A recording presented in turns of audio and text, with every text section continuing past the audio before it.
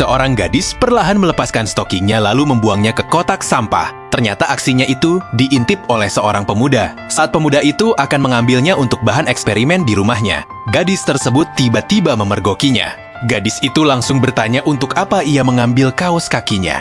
Melihat pemuda itu bingung dan tidak bisa menjelaskan, gadis itu sepertinya langsung mengerti semuanya. Tanpa ragu, ia memukul pemuda itu hingga pingsan. Saat pemuda itu sadar, ia melihat gadis tersebut sudah duduk di depannya sambil memegang sebuah kontrak jiwa dan memaksanya untuk menandatanganinya. Pemuda itu awalnya tidak mau, tapi ia takut gadis itu akan membongkar kejadian tadi ke publik. Di saat ragu, gadis itu juga menawarkan hadiah berupa sepasang stocking spesial. Pemuda itu pun tergoda dan akhirnya menandatangani kontrak tersebut. Tanpa ia sadari, semua ini adalah rencana licik sang gadis. Setelah itu, gadis tersebut mulai memberi perintah, seperti menyuruh pemuda itu membelikannya makanan ringan. Namun karena tidak punya banyak uang, pemuda itu hanya membeli roti.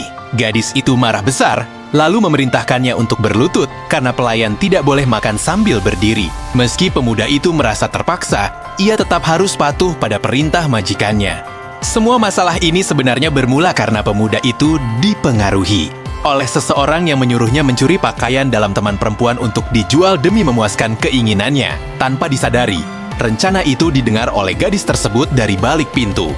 Karena itu, gadis itu sengaja merobek pakaian dalamnya sendiri, lalu berjalan melewati pemuda itu sambil berkata bahwa barang yang sudah rusak harus dibuang. Itu semua hanyalah jebakan untuk menangkap basah pemuda itu dan membuatnya tunduk padanya.